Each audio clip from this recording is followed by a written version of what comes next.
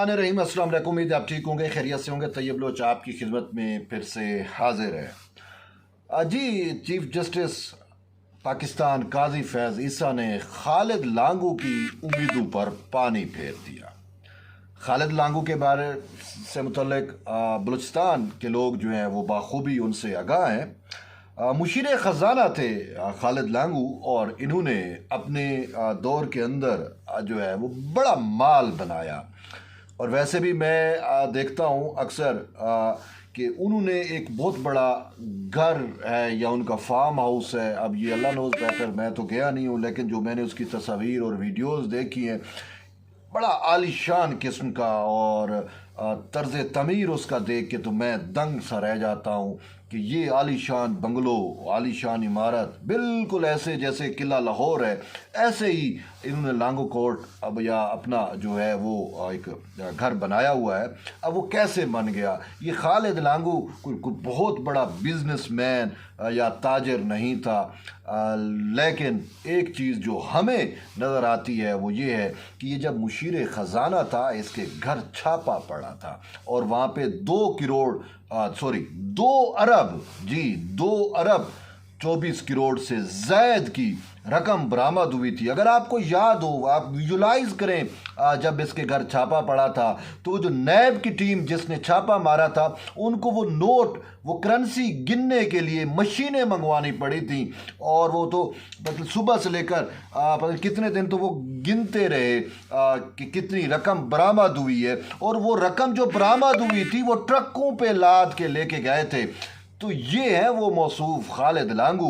अब ये खालिद लांगू साहब कुछ अरसे से सियासत करना चाह रहे हैं। कभी ये आसिफ अली जरदारी से मिलते हैं और कभी ये अनवारुल हक काकड़ को आके मुबारकबाद दे रहे होते हैं। और वैसे अनवारुल हक काकड़ के बड़े बड़ी हैं, बड़े करीबी साथी हैं, या शायद उन पे इन्वेस्टर भी लगता है, मुझे रहे हूँ, क्योंकि इन्होंने जो करप्शन की है वो बे इंतहा करप्शन है। जब इतना पैसा किसी के पास आ जाए तो वो तो फिर किसी को जो है घास तक नहीं डालता, और दूसरा वो फिर इन्वेस्टर बन जाता है। जो ताकतवर हलकों में जिनकी पहुंच होती है उन पे वो इन्वेस्ट करता है कि वो भी उनको उस हलके तक पहुंचाएं। और यही वजह है कि लांगू साहब जो है वो सिगार भी जो है ना वो क्यूबा का मंगवा के पीते हैं। तो ये आम अब हस्ती तो रही नहीं ना अरबपति, बल्कि उससे ऊपर की अब इसकी कहानी है। तो इन मौसूफ ने सुप्रीम कोर्ट में एक दरख्वास्त दायर की थी, ठीक है। अब दरख्वास्त थी कि मुझे जो है वो इलेक्शन लड़ने का मौका दिया जाए, मुझे इलेक्शन के लिए जो है वो इलेक्शन लड़ने का अहल किया जाए। वजह ये थी कि ये कहते हैं कि मेरी सज़ा मुअत्तल हो गई, वो जो मैंने करप्शन की थी उसमें सज़ा मुअत्तल हो गई मौसूफ की, और अब जो है वो फैसला अगरचे बरकरार है तो सुप्रीम कोर्ट वो सज़ा वाला फैसला कलअदम करे, मुअत्तल करे और मुझे इलेक्शन लड़ने की इजाज़त दी जाए।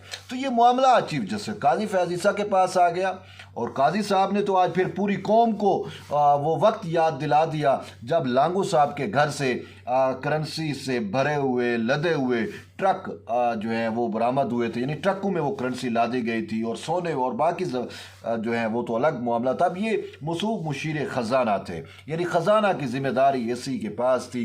तो जब ये मुशीर ख़जाना थे तो बलूचिस्तान अवाम को तो कुछ भी नहीं मिला, पैसे तो यही डकार गए, या इनके साथ दूसरे रईसानी भी थे। तो यूँ गाजी साहब ने कहा कि बलूचिस्तान के असल दुश्मन ये लोग हैं, ये अवाम का पैसा खा जाते हैं, और उन्हें का अफसोस है बलूचिस्तान में एक सड़क भी जो है वो नहीं बनी, और पैसा किधर चला जाता है? खालिद लांगू जैसे करप्ट लोग जो हैं वो पैसा डकार जाते हैं, खा जाते हैं, और अवाम बेचारी जो है वो एवं ही कुड़ती रहती है।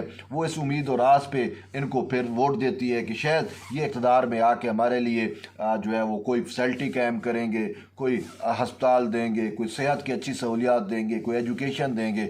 लेकिन ये मौसूफ या इस टाइप जैसे जो लोग हैं वो सारा माल जो है वो बटोर के खा जाते हैं, अपने घरों में रख लेते हैं, अपनी बेगमात पे खर्च करते हैं, अपने घर के वाले बच्चों को बड़ी बड़ी महंगियाँ गाड़ियाँ लेके देते हैं, और ख़ुद क्यूबा के सगार पीते हैं।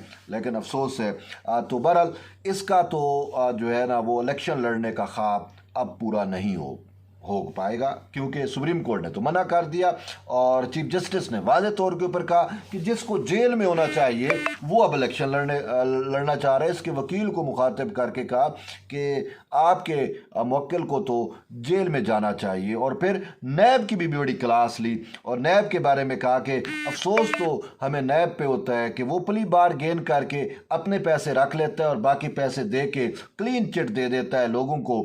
और इसमें टोटल जो सज़ा होती है खालिद लांगू साहब को वो 26 माह की है और वो भी शायद इसने पूरी नहीं की और सज़ा इसकी मुअत्तल हो जाती है। और फिर जब सज़ा मुअत्तल होती है तो नैब के साथ यानी कि इतना असर रसूख वाला तो था ना, साफ ज़ाहिर है जिसका उठना बैठना जाम कमाल या इसके साथ अनवारुल्लाह काकड़ के साथ हो तो फिर उसके सामने क्या चीज़ आड़े आ सकती है ना, वो तो फिर इन लोगों को यूटिलाइज़ करता है। ठीक है, तो फिर इन्हीं की वजह से शायद एस जैसे ताकतवर लोगों की वजह से जो ताकत के ऊपर चिमटे हुए हैं उन जैसे लोगों की वजह से नैब के ऊपर भी शायद दबाव डाला गया, तो नैब ने इसकी बरियत के खिलाफ अपील ही नहीं की। और यही काजी साहब कहते हैं कि छोटे मोटे कोई केस हो तो नैब फ़ौरन अपील लेके आ जाता है, जी इसने भैंस चोरी की, इसने फ़लाँ किया, इसने फ़लाँ किया, इसके खिलाफ ये मुकदमा है जी, तो उसके खिलाफ तो नैब उसकी सज़ा मुअत्तली के खिलाफ आ जाता है। जब खालिद लांगू जैसे बासर लोगों के मामलात आते हैं तो नैब जो है वो खामोशी इख्तियार कर लेता है, उसके खिलाफ अपील तक भी जो है वो दायर नहीं करता। और ऑलरेडी जो एहतसाब अदालत ने सज़ा दी वो महज 26 माह की सज़ा है। तो यूँ नैब का भी जो है वो इन बासर शख्सियात के साथ गठजोड़ होता है। बकौल चीफ जस्टिस काजी फैजी साहब कि नैब इनके लिए फैसिलिटेटर का रोल अदा करता है, वो इनकी उल्टा सहूलतकारी करता है। अगर ये पकड़े भी जाते हैं तो उससे अपनी प्ली बारगेन के ज़रिए कुछ पैसे निकलवा के बाकी पैसे इनको वापस करके इनको देन कर देता है और फिर ये लोग जो है वो मज़े से जो है वो इक़्तिदार में आने की कोशिश करते हैं, जैसा कि ये खालिद लांगू का मामला आपने देखा। और वैसे अफसोस से कहना पड़ रहा है कि चीफ जस्टिस की ये बातें बिल्कुल दुरुस्त हैं कि बलूचिस्तान में इस जैसे लोगों की वजह से जो है वो ना ही कोई तरक्की हुई, ना ही वहाँ पे कोई तब्दीली आ सकी और सड़क तक जो है वो नहीं बनवा सके। और अगर हम बलूचिस्तान की ओवरऑल हिस्ट्री देखें, ख़ासकर जो साबका रजीम रही उसके दौर में देखें, शायद ही कोई ऐसा बजट हो जब बलूचिस्तान असम्बली में पास होता हो जिसमें फड्डा ना हुआ हो। मुझे आज भी याद आता है कि कुछ पार्लियामेंट उसको अरकान असम्बली सूबाई बलूचिस्तान के अरकान असम्बली जो थे मेम्बरान थे उनके खिलाफ जाम कमाल की हुकूमत ने जो है वो बजट के वक्त जो है वो FIR काट के थाना बिजली टाउन में उनको बंद कर दिया था। वजह क्या थी कि वो ये कहते थे कि जो इलेक्टेबल्स लोग हैं, जो MPAs हैं, उनको बजट दिए जाएँ, ये मुशीर टाइप लोग जो नॉन इलेक्टेबल्स होते हैं उनको बजट जो है वो ना दिया जाए। तो इस पर जाम कमाल साहब गुस्से में थे और उन्होंने इन लोगों को अरकान असम्बली को उठा के जो है वो थाने में बंद कर दिया था। और फिर हमने ये भी देखा कि बलूचिस्तान असम्बली पर जो है वो जिस तरीके से उस वक्त की हुकूमत ने महज अपना बजट पास कराने के लिए जो चढ़ाई की थी, जिस तरीके से अरकान असम्बली को गिरफ़्तार किया गया था, तो ये ओवरऑल बलूचिस्तान की मजमूई सूरत हाल रही है।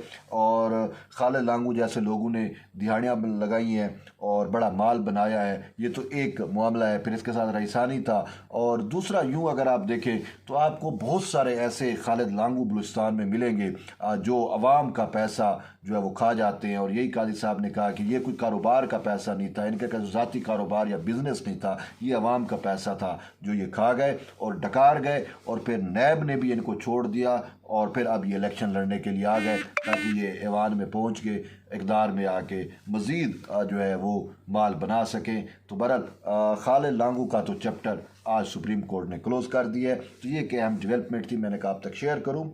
बहरहाल जुड़े रहिए तैयब बलोच के साथ। मिलते हैं एक नई वीडियो में, तब तक इजाज़त दें। अल्लाह हाफ़िज़।